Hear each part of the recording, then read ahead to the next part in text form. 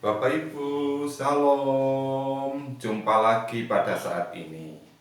Sebelum kita merenungkan firman Tuhan, mari kita berdoa.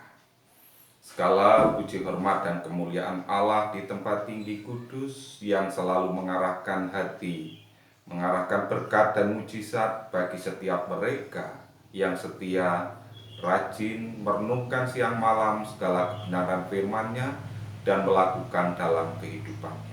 Dalam Tuhan Yesus kami telah berdoa. Amin. Hari ini kita bersama-sama akan belajar dari firman Tuhan. Saya akan membaca dari Lukas 17 ayat yang ke-10 yang diceritakan demikian. Demikian jugalah kamu apabila kamu telah melakukan segala sesuatu yang ditugaskan kepadamu. Hendaklah kamu berkata, kami adalah hamba-hamba yang tidak berguna. Kami hanya melakukan apa yang kami harus lakukan. Yang berbahagia adalah setiap kita yang boleh merenungkan, menggumuli, dan melakukan kebenarannya di sepanjang hidup kita. Amin. Bapak, Ibu, dan saudara yang terkasih,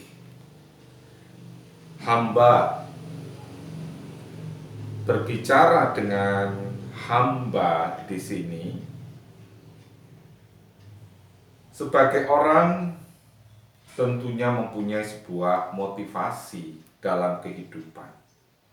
Karena dalam motivasi itu ada sebuah latar belakang yang selalu dibutuhkan.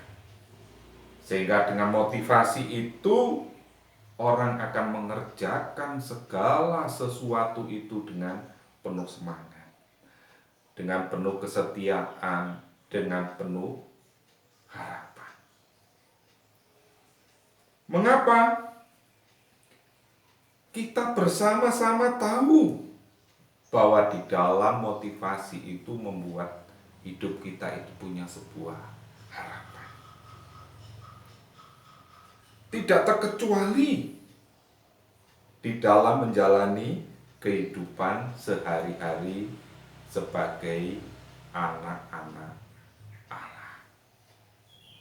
Ibu, bapak, dan saudara yang terkasih, kita bisa membayangkan sebagai keluarga, katakanlah bapak, ibu, dan anak.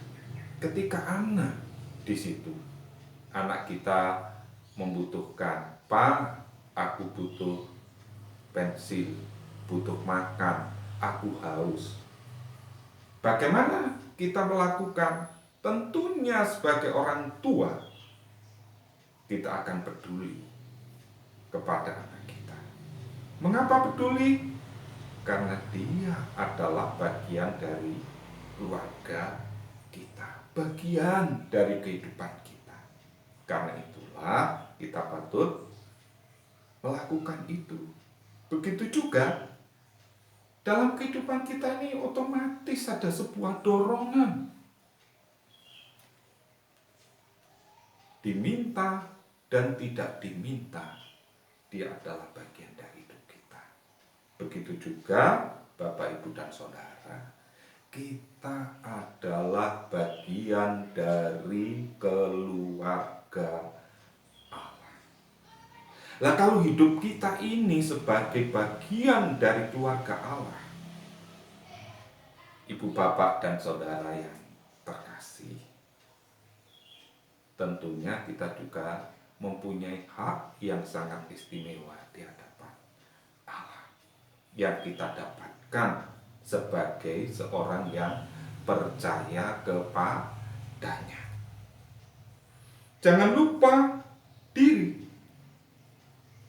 Kita hidup menjadi milik Allah sepenuhnya karena kita telah ditebus. Kita menjadi bagiannya. Kita telah diangkat. Berarti